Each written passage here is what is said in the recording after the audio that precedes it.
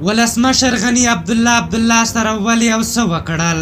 ګران اوریدونکو السلام علیکم. د افغانستان د مالیې وزارت وایي د پخواني اجرایه ریاست بودیجه چې څه باندې 300 میلیونه افغانۍ کیږي نورو ادارو ته لیږدوي. بلخوا د پخواني اجرایه ریاست یو شمېر کارکوونکي شکایت کوي چې د دوی معاشونه درول شوي دي. د افغانستان د مالیې وزارت وایي د اجرایه ریاست د لغوه کېدو په تړاو د ولسمشر محمد اشرف غني د فرمان له مخې د قبل له شلمې وروسته د دغې ادارې کارکوونکي د معاش او امتیاز مستحق نه دي. د مالیې وزارت د معلوماتو له مخې پخواني اجرایه ریاست او د وزیرانو شورا نږدې 900 کارکوونکي لرل او په کال کې نږدې 300 میلیونه افغانۍ بودیجه ورته ځانګړې شوې وه. د دغه وزارت ویان شمروز خان مسجدي وایي اوس د دغې ادارې بودیجه نورو ادارو ته لیږدوي، خو د پخوانیو کارکوونکو تنخواهې د لغوه کېدو د فرمان تر نیټې ورکول کیږي.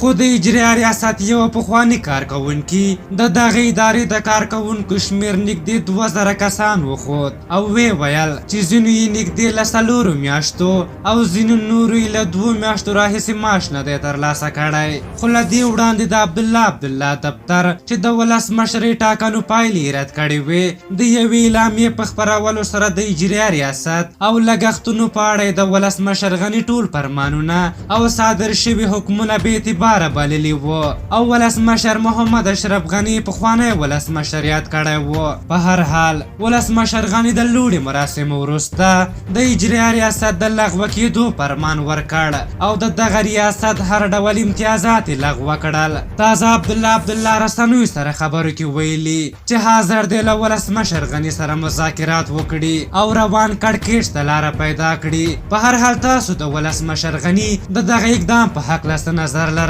خپل نظرونه راته په کومنټ کې ولیکئ. که زموږ ویډیو مو خوښه شوې وي ضروري لایک کړئ. تر بلې ویډیو مو په لویو بخښونکي خدای سپارم. د الله په امان.